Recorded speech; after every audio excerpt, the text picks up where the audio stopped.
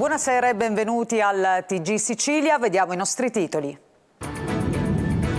Schifani al San Luigi di Catania. Nuove strutture sociosanitarie multidisciplinari saranno realizzate con i fondi del PNRR. Operativo il modello di casa di comunità.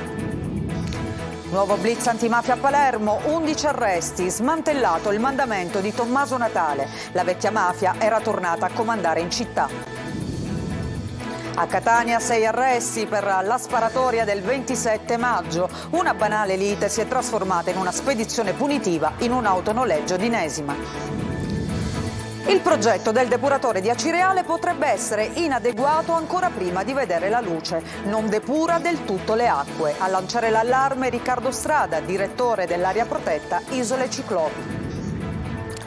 La raccolta differenziata che non decolla. A Catania crescono le microdiscariche a cielo aperto, rifiuti ovunque, dalla playa al centro. Un pessimo biglietto da visita per i tanti turisti arrivati in città. E infine calcio, il nuovo colpo di mercato del Palermo si chiama Roberto Insigne. Esordio dei rosanero fuori casa contro il Bari per la prima di campionato.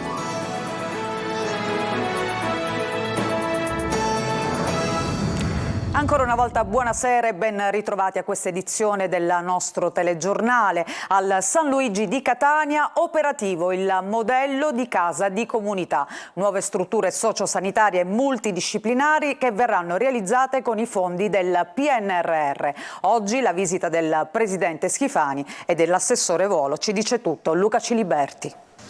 Più di 800 milioni di euro complessivi per lavori e forniture finanziate dal PNRR Salute per l'intera regione, 300 di questi destinati alla costruzione in tutta la Sicilia di 43 ospedali di comunità, 156 case di comunità e 50 centrali operative territoriali. Sono la realizzazione della spesa dei fondi del PNRR. Il presidente della regione Renato Schifani e l'assessore alla salute Giovanna Volo hanno visitato la cittadella della salute San Luigi di Catania per verificare e toccare con mano lo stato di implementazione del modello sperimentale della casa di comunità già avviato nel presidio ospedaliero. Si inaugura questo prototipo naturalmente che è figlio del PNRR, quindi siamo stati sempre d'accordo alla sanità di prossimità, cioè quella sanità che sia da cuscinetto tra il medico di base e il ricovero ospedaliere. Queste in realtà sono destinate a filtrare ed evitare l'intasamento nelle reti ospedaliere. E piuttosto che rivolgersi per avere assistenza agli ospedali, i cittadini troveranno per quelle che sono le loro esigenze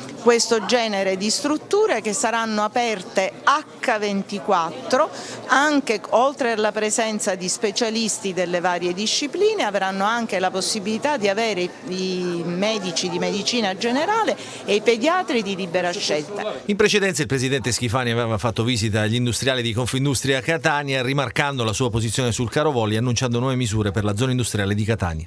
Registro con piacere l'intervento del ministro Urso, spero che si sia ancora in tempo per ridurre i prezzi d'estate. Sono preoccupato sui tempi, però naturalmente tra piuttosto che niente preferisco piuttosto. Non è che magari poi queste compagnie vengono multate anche dall'antitrust e diciamo, sobbarcano sui consumatori i costi di queste multe? Le sanzioni fanno parte di una libera democrazia che fissa delle regole da controllare in regime di libero mercato. Se dovessero arrivare noi non è che applaudiremo, prenderemo atto che si è sanzionato un comportamento illegittimo che noi abbiamo denunziato in tutte le parti, anche con un esposto alla Procura della Repubblica di Roma.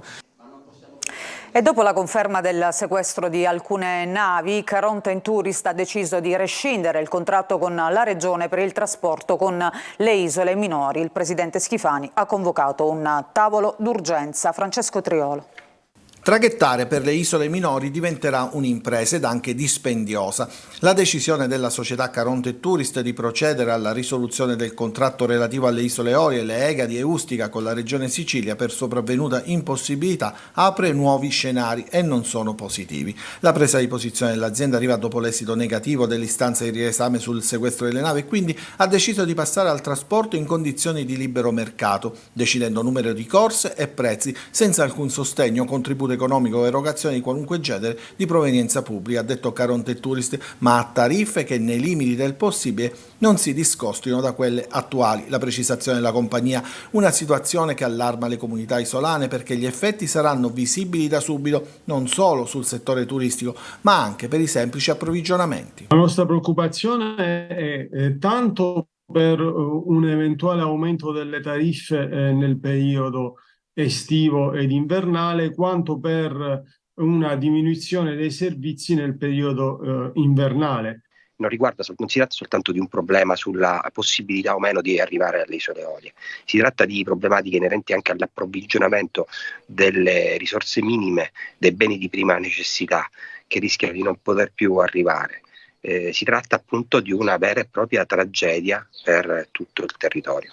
La decisione di Caronte e Tourist è arrivata a Palermo quasi come un fulmine a ciel sereno, tanto che il presidente della regione Renato Schifani ha convocato un vertice urgente a Palazzo Orléans per cercare di individuare una soluzione. Presto sarà convocato un altro incontro con i sindaci delle isole minori per conoscere meglio la situazione, anche perché le perplessità sono davvero tante. Ma se non siamo riusciti a controllare nulla con un'armatoria sovvenzionata, ora facciamo il controllo di quella libera. E adesso sentiamo invece il segretario generale della CGIL che questo pomeriggio si trovava a Catania, Landini, che parla di salario minimo e di autonomia differenziata e annuncia nuove proteste. L'intervista di Adelaide Barbagallo. Serve sicuramente un intervento legislativo che vuol dire cancellare forme di lavoro assurdo che sono state introdotte dal Job Act e non solo in questi anni. E dall'altra è venuto il momento non solo di fare un salario minimo sotto il quale nessuno deve essere pagato, ma credo che sia venuto il momento di cancellare i contratti pirata e di dare un valore generale ai contratti nazionali in tutti i suoi trattamenti. E questo per me vuol dire non solo i lavoratori dipendenti classici, ma anche i lavoratori autonomi e le partite IVA devono avere gli stessi diritti e devono avere le stesse tutele. Tanti giovani non studiano e non lavorano in Sicilia. Come si può arginare questo problema? È chiaro che questo è un tema della Sicilia, ma un tema più generale purtroppo, perché nel nostro paese questo è avvenuto. È chiaro che bisogna investire sulla formazione, sulla scuola, sul diritto allo studio, essere più vicini alle persone. Penso che sia stato non solo un errore, sia stata una porcheria quella di tagliare il reddito di cittadinanza in un paese che ha livelli di povertà come la nostra, e tra l'altro si è fatto cassa su quelli che stanno peggio senza invece andare a prendere i soldi dove sono, nei profitti, negli extraprofitti, nell'evasione fiscale o tassando di più la rendita finanziaria e la rendita immobiliare. Quindi è chiaro che ai giovani va data una prospettiva, perché accanto a quelli che non lavorano, come dice lei, mi permetto di dire ci sono anche quelli che hanno studiato che però se ne vanno via dal nostro paese perché non accettano le condizioni che ci sono qui, e noi stiamo perdendo due volte, perché perdiamo competenze, intelligenze, e noi al contrario abbiamo bisogno invece di intelligenze e di persone che partecipano per costruire un nuovo modello sociale, un nuovo modello di lavoro. E adesso la cronaca, perché sono tempi duri per le cosche palermitane. Dopo il colpo inferto al mandamento mafioso di Resuttana dalla polizia nei giorni scorsi, adesso tocca ai carabinieri smantellare il mandamento confinante, quello di Tommaso Natale. Al vertice erano tornati i boss di una volta, i figli degli antichi padrini. Sentiamo Manlio Viola. Non solo mafia, ma anche affari leciti e soprattutto capacità di approfittare dei fondi europei. Il vecchio boss si era modernizzato e si preparava a lanciare un progetto che sarebbe stata una vera e propria truffa con i fondi comunitari. Io conosco una persona, diceva senza sapere di essere intercettato, se facciamo una pratica da 10 milioni anche 8 o 9 possono essere a fondo perduto. È soltanto uno degli aspetti emersi dall'indagine dei carabinieri che ha portato ad 11 arresti, 8 in carcere e 3 ai domiciliari, smantellando la cosca del mandamento di Tommaso Natale. La vecchia mafia era tornata a governare secondo gli inquirenti. Il capo infatti era Michele Michalizzi, 73 anni, il genero dello storico capomafia Rosario Riccobono, uomo della vecchia guardia mafiosa palermitana, uno dei sopravvissuti allo sterminio voluto da Totò Riina all'inizio degli anni '80. Era stato in carcere per 20 anni, poi una puntata a Firenze dopo la scarcerazione. Dopo il ritorno in città nel 2015 le intercettazioni hanno però sorpreso Michalizzi a fare incontri, a gestire affari. Questa notte con lui sono stati arrestati anche il figlio Giuseppe, che ha 42 anni, e altre 9 persone. Gli investigatori hanno ricostruito decine di estorsioni, il tentato omicidio di uno degli associati ai danni del fratello e la ricomposizione dei dissidi familiari con l'intervento dei vertici della cosca con il metodo degli antichi padrini. Ricostruito anche il furto non autorizzato dell'auto della moglie di un boss. La giustizia di Cosa Nostra è rapida e sommaria, ladri identificati e raggiunti nel giro di poche ore e pestati a sangue. Il boss provava comunque a essere prudente, ma aveva finito per poter partecipare pure a qualche summit. Più recentemente il clan aveva iniziato a imporre anche l'acquisto di pesce e frutti di mare a molti ristoranti.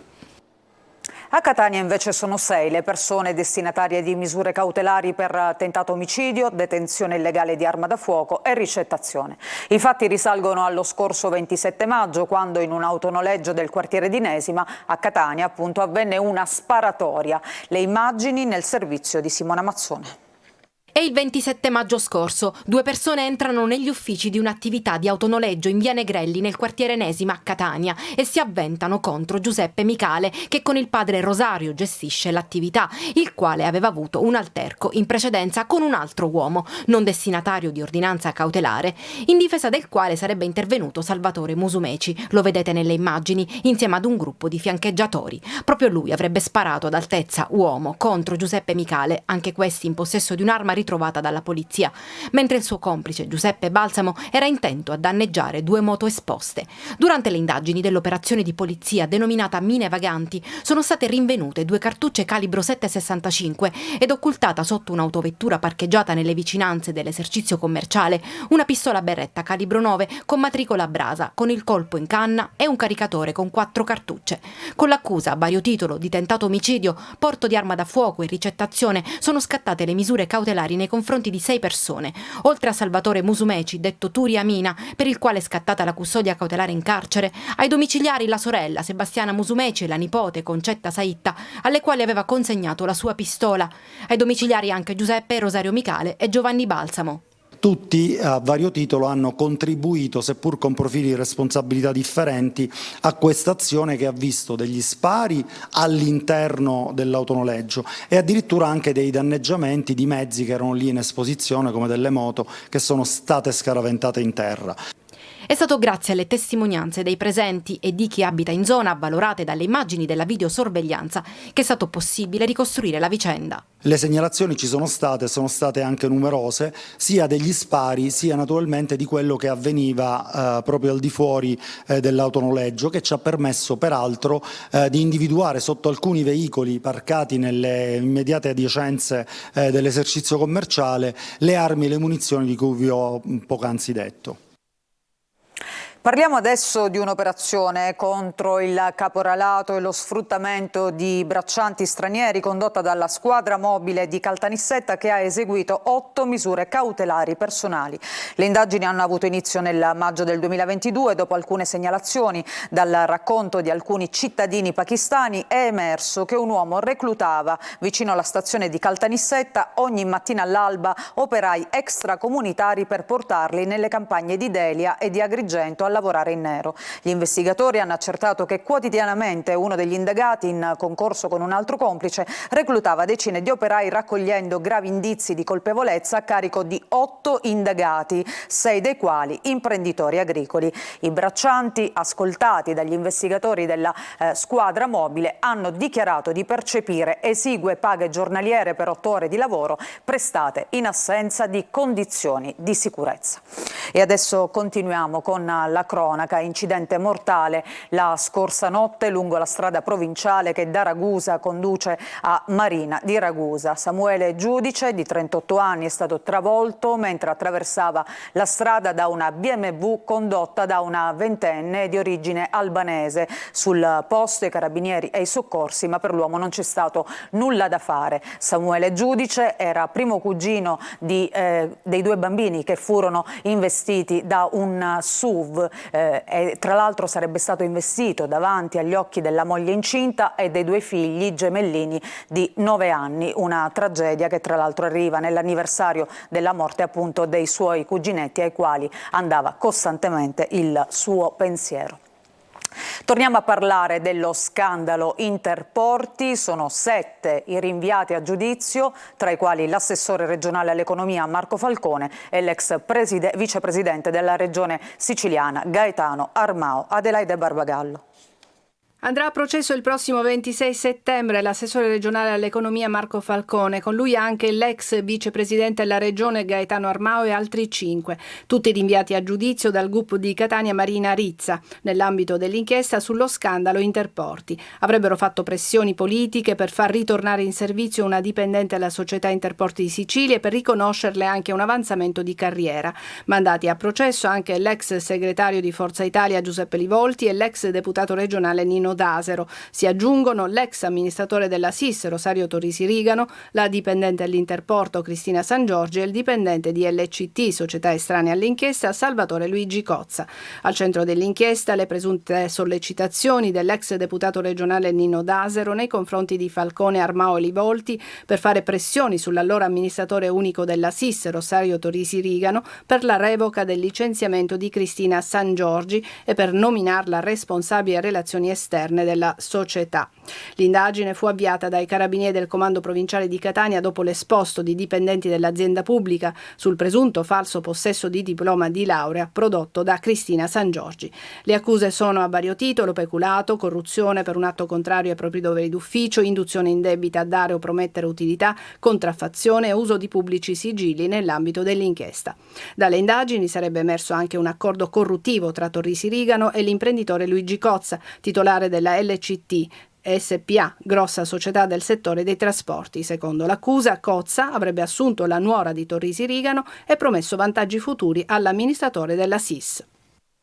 Chiudiamo questa ampia pagina di cronaca e cambiamo argomento, perché adesso parliamo del depuratore di Acireale dei paesi costieri limitrofi che potrebbe nascere già inadeguato. Il direttore dell'area marina protetta Isole Ciclopi lancia infatti un allarme sul progetto dell'opera che non terrebbe conto dei giusti parametri per la depurazione, che potrebbe portare allo sversamento dei liquami in mare. Sentiamo Roberta Lunghi. Ho deciso di non depurare completamente le acque e di scaricare in mare a poche centinaia, a 250 metri dalla costa circa, dei reflui non depurati completamente. Il campanello d'allarme che getta ombre sui lavori che riguardano il depuratore progettato per Acireale e per i comuni limitrofi è di Riccardo Strada, direttore dell'area marina protetta Isole Ciclopi, intervenuto a TG Sicilia.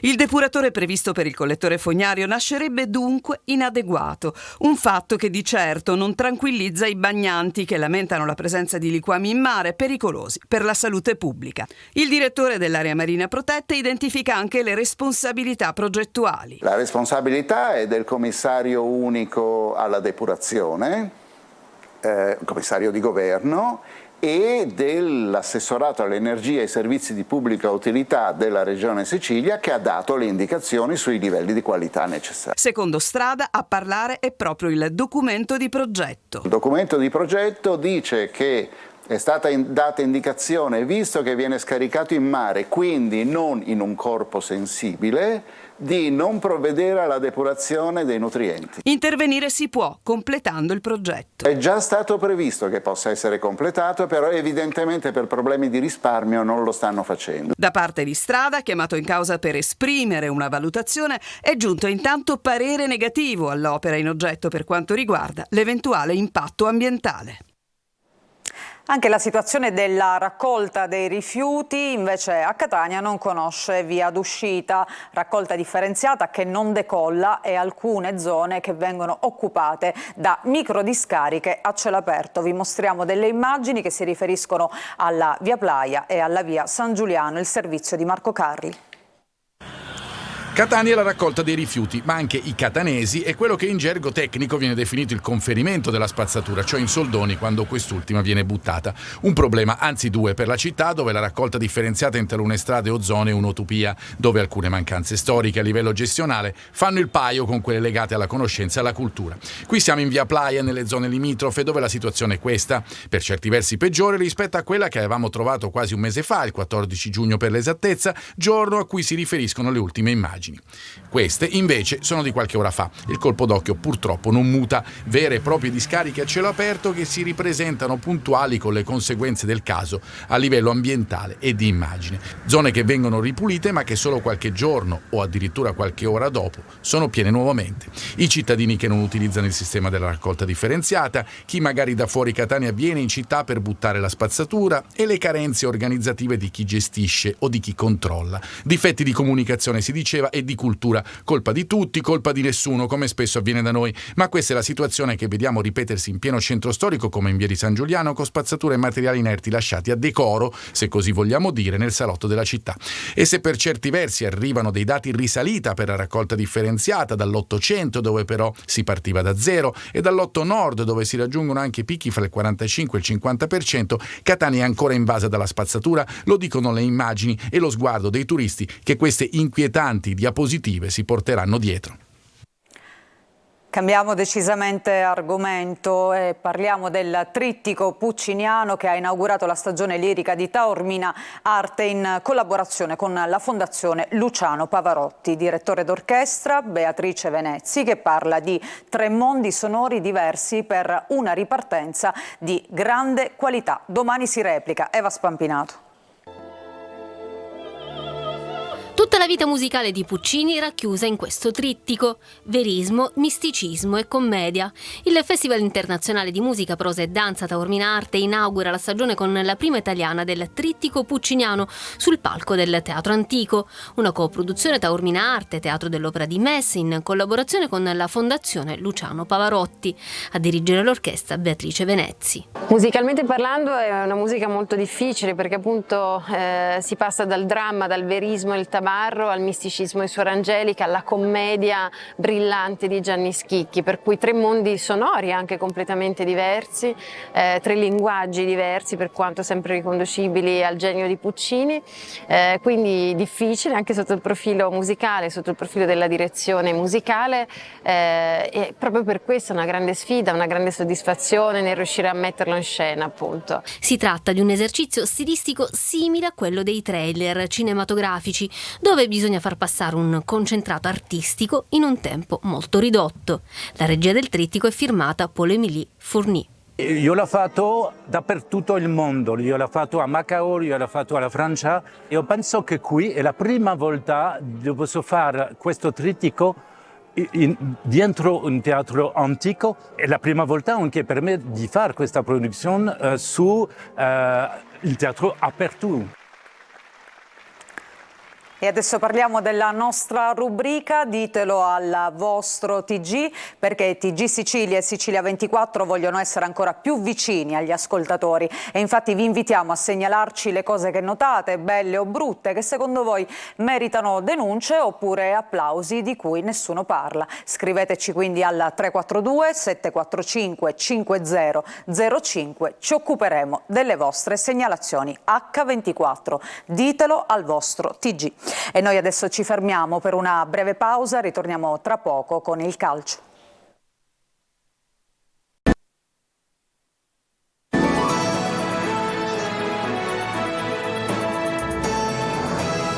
Seconda parte del nostro telegiornale, adesso parliamo di sport, di calcio. Roberto Insigne è ufficialmente un calciatore del Palermo. Questa mattina il comunicato del club rosanero. Intanto è stato anche reso noto il calendario di Serie B. Sentiamo Marco Gulla. Il Palermo non si ferma più, ufficiale da questa mattina anche l'ingaggio di Roberto Insigne, una trattativa lunga, già virtualmente definita da qualche giorno, ma la fumata bianca è arrivata solo oggi. Insigne è già in ritiro con i suoi nuovi compagni, intanto è stato diramato ieri il calendario di Serie B rosanero che alla prima giornata se la vedranno fuori casa contro il Bari, poi l'esordio al Barbera è fissato per il 26 agosto contro Brescia o Regina. Alla terza la formazione di Corini, candidata alla promozione, giocherà fuori casa contro la Reggiana. Si giocherà anche il 23 dicembre e il 26, giorno di Santo Stefano. Dopo la sosta invernale il campionato di B riprenderà il 13 gennaio. Rosanero al quarto giorno di ritiro in Trentino. Uno dei volti nuovi, Fabio Lucioni, così in sala stampa. L'obiettivo sicuramente è di essere ambiziosi in una società che dal canto suo ha iniziato a spianare la strada, secondo me, già da un paio d'anni, quindi c'è da percorrerla e cercare di essere uniti e dare il massimo quotidianamente, perché poi se vogliamo raggiungere degli obiettivi importanti non dobbiamo solo basarci sulle chiacchiere, ma fare i fatti e pedalare forte. Mercato stuzzica ancora l'idea Massimo Coda per l'attacco, per il centrocampo invece si torna su Verre.